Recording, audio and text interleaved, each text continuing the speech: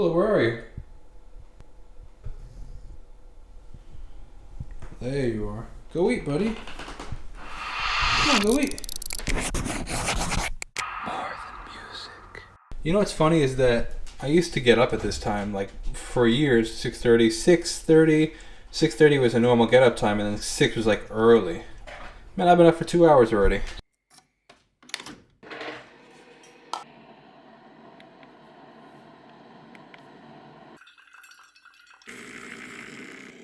For years I've been drinking my coffee black, no milk or anything.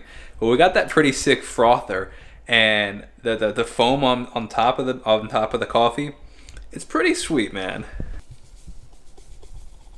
Honestly, not gonna lie, it's mad good. Look at this move. You got nuts in a mug. It works. So I just got off the phone with my dad, and he made me for a quick second guess a lot of the purchases I just made. I mean, I spent a decent amount of money recently.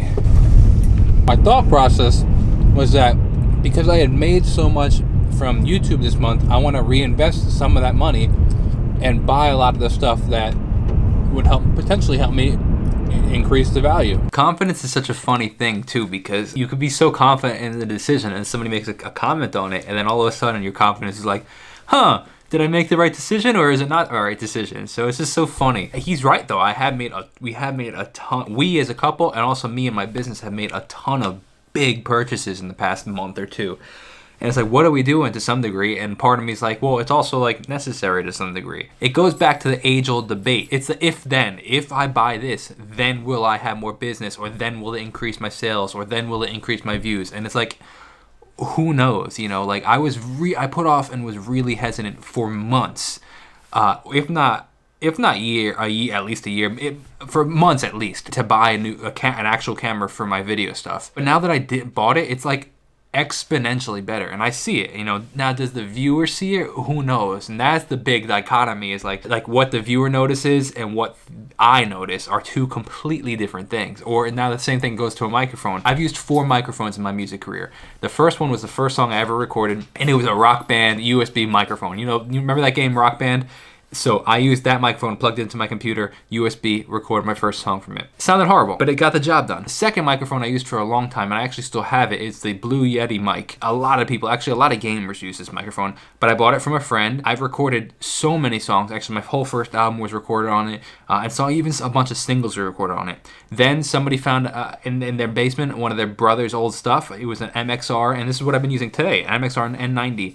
An MXR 990. It's like a $70 microphone. I've recorded everything since like probably my first album, like probably the past 3 or 4 years with that mic. Dozens of songs. Now that's a $70 microphone. I just bought a $1,000 microphone. Actually, it's like a $1,300 microphone, but I bought it used. Is that really going to make my music that much better? Who knows? But then there's also this chase and this desire. I don't know if it's a never-ending desire or what, or if it's just a slow movement. Like, I want my music to sound like the professionals and like these high-end studios, but then I think it's a slow process that you try to work towards. Rick Rubin, who has a studio that probably recorded any single artist he probably recorded them. He's done everything from Jay-Z to Kanye to Adele to Ed Sheeran to Justin Bieber to Nine Inch Nails to Metallica to Elvis to like maybe not Elvis, but to Johnny Cash. Like, just, he's done everybody. He didn't start off with all that studio equipment. He bought one microphone, then he bought another, then he bought a rack, then he bought this, then he bought a rear. Like, so it's like, it's that process of trying to get there. So who knows? You know what? I guess what we'll do is we'll reference this video in 6 months or a year or 2 months and say, yeah, that was a waste of money, or yeah, that was a great investment. I'm not going to know until then, and I'll let you know when I find out. So I just want to give this guy right here, not the Senate guy, this guy right here, Meet Kevin, a massive shout out.